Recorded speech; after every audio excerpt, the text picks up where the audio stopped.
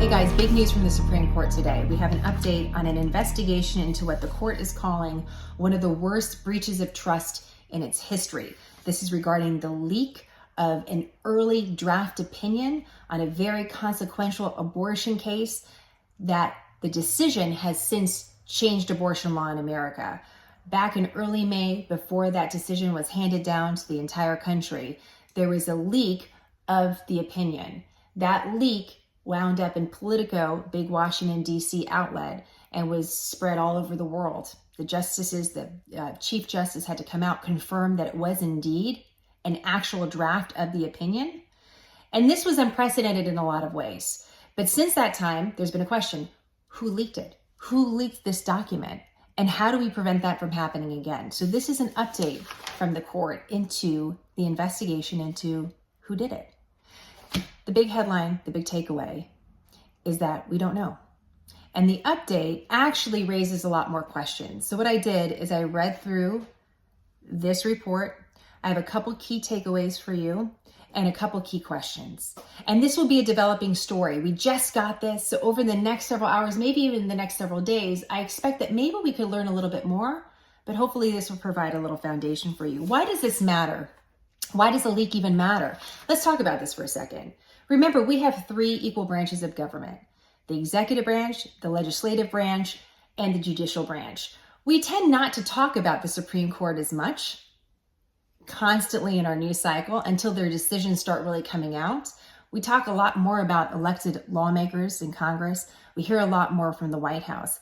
But we can't forget the importance of the courts. The courts are here, and the Supreme Court being the highest court in the land, to make sure that our laws are following the Constitution, the founding document of America. That's a really important job. And so the deliberations over these cases really matter because they have so many wide sweeping consequences. In fact, that's what the court says in this document at the very beginning. It says it's no exaggeration to say that the integrity of judicial proceedings depends, and I'm paraphrasing here, on security, on making sure that these decisions are not leaked and what's discussed inside the court stays in the court until it is ready to be officially released to the public. So really high stakes here. And again, no conclusion that's pointing to any single individual, but raising a lot of questions about how business is being done inside the highest court of the land. So let's talk about some of the takeaways here. I'm just going to go through a little bullet point list that I made.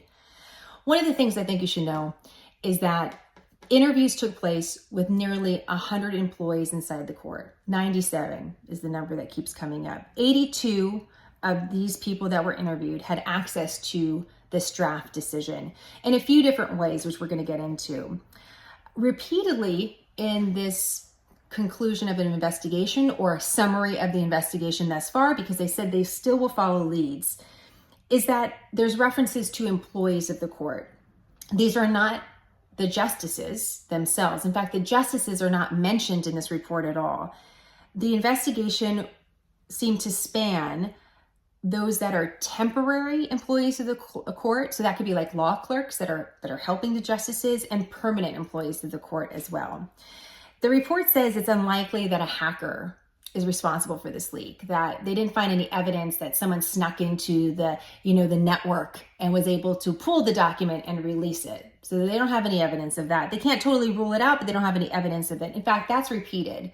They'll say, we didn't have any evidence of this, but we can't totally rule it out on a couple different things, including the printers. So some of the printers inside the Supreme Court are not linked to a main network. In a lot of corporations, your printers may be linked to a network, so someone would know when you printed something out.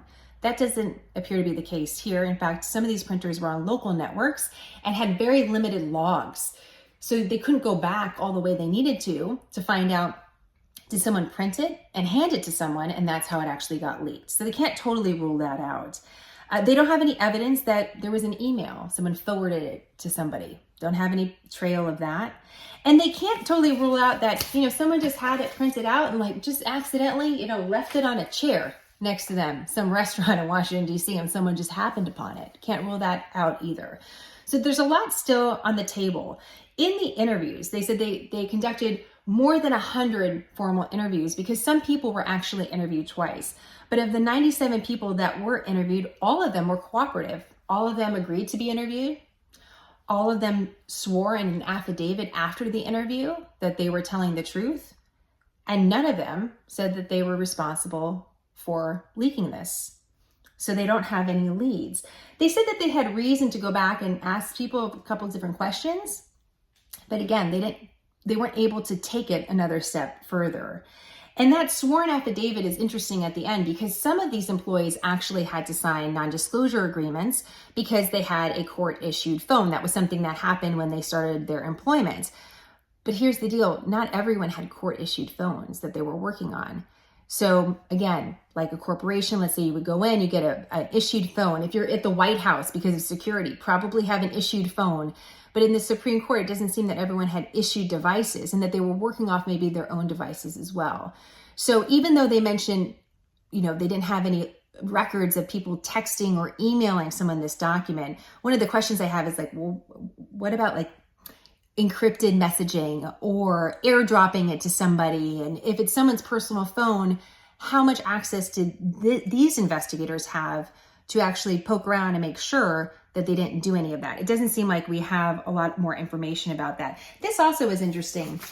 Page 15. So one of the things that you have to do when you work at the Supreme Court is you have to say that you're not going to talk about cases with your friends, with your spouses, with your close relatives. Some of the employees admitted that they did with this decision. Some individuals admitted to investigators that they told their spouse or partner about the draft Dobbs opinion and vote count, which mattered, in violation of the court's confidentiality rules. Super interesting. We don't know if any of the spouses, doesn't seem like any of the spouses were interviewed after that admission. So they said, yes, I maybe let's just say I talked to my wife or I talked to my husband about this. And yes, I had access to the document. Maybe they even had a printed copy at home. But there wasn't any follow-up with that particular relative to see, did you happen to mention that to somebody else? Or maybe pass it along? At least not thus far. Here's a couple of the interesting parts. Like, those are the key points of this report. Here are some of my questions that I have on that. Of all the people that have mentioned being questioned, there's a group of people that isn't mentioned at all. And it doesn't seem that any of these investigators talked to the justices themselves. And so I'm curious about that. Were the justices included in some of these questions? Were their spouses included? Did they have any other support staff that should be included that maybe isn't working inside the court in any sort of way? So it's reference to employees, but there's no references to the justices. And that's a big question. The other question I have is, why now? Why release this report now? There's no, blockbuster conclusion. We're not up at a year since the leak, which would add a lot of pressure. Here we're coming up on the year anniversary of this leak. Do we have any results? So the fact that they're releasing it on January 19th on a Thursday makes me wonder why. Why now? Why was there pressure? Was there pressure to release this? Is there a reason to release this? Why now? What's going on with the timing? There's no reference in addition to law enforcement of any kind, like asking the FBI for support. There is reference to talking to a former Department of Homeland Security Secretary, Michael Chertoff, that he came in and kind of did an audit of the investigation and also concluded that there was nowhere else to go. But the person that's really at the top of this investigation is the court marshal. This is a position that has a lot of different job descriptions. So I just want to mention this. Let me just tell you what the marshal does. And this is Colonel Gail Curley. She's been in the position since May of 2021, so a year before this event.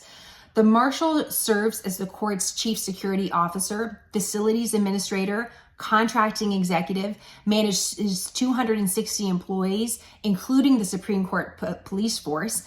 That provides security for the justices, for court staff, for visitors, for the building and the surrounding grounds. She also calls the court to order as argument sessions begin, and she maintains decorum inside the court. So she has a really big job, but she's not law enforcement.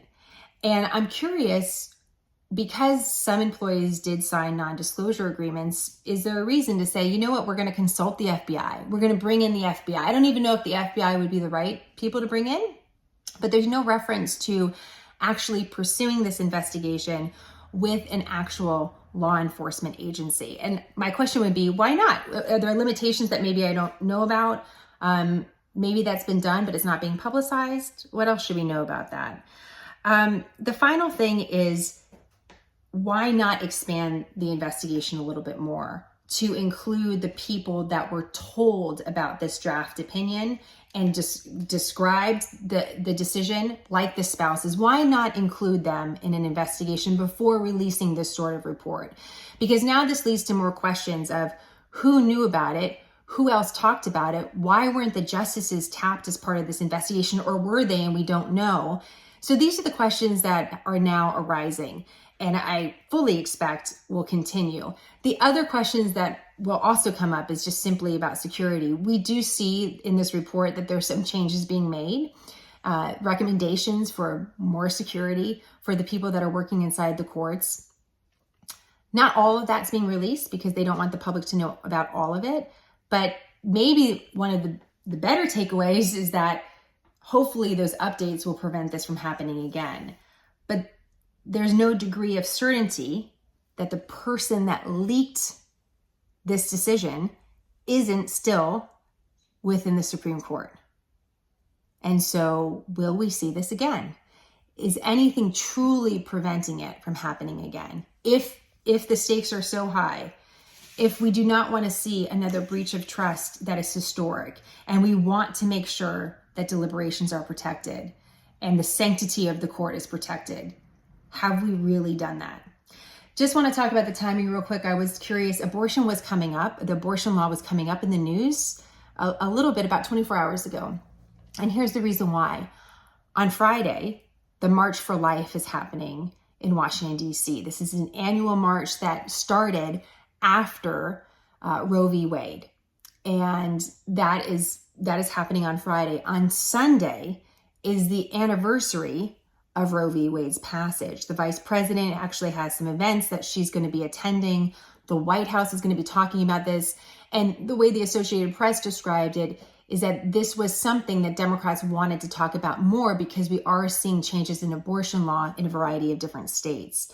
So while this investigation is not related directly to the topic of abortion, it is because of the importance of the abortion case that was leaked that this got the attention that it so rightfully deserves. And so again, speaking of timing, why now? Why Thursday? Why this Thursday? Why not wait a couple weeks? And here we have some of these very key events related to abortion in the next few days. Could just be a coincidence. I'm just marking it for you.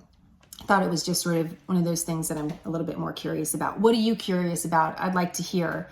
I hope this gives you a couple things to think about, and we'll have more on all of this, including the link to the report so you can read it yourself on smarternews.com. Have a great day, guys. I'm going to get back to work.